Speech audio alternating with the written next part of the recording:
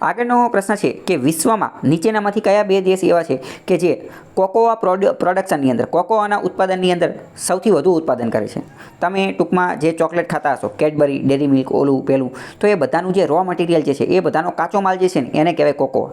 Cocoa product કહેવાય એ બધાને, cocoa product. વિશ્વમાં સૌથી વધુ કોકો ક્યાં થાય છે? તો સૌથી વધુ કોકો જે છે એ કોટ ડી આઇવોરી અને ઘાના નામની જગ્યાએ થાય છે. કોટ ડી આઇવોરી અને ઘાના નામની. આ આફ્રિકન કન્ટ્રીઝ છે, આફ્રિકા ખંડની અંદર આવેલા દેશ છે. અને વાત કરીએ કે NCERTની અંદર પણ આ ડેટા જે છે આપેલો છે. એક રીતે ફેક્ચ્યુઅલ ક્વેશ્ચન કહેવાય.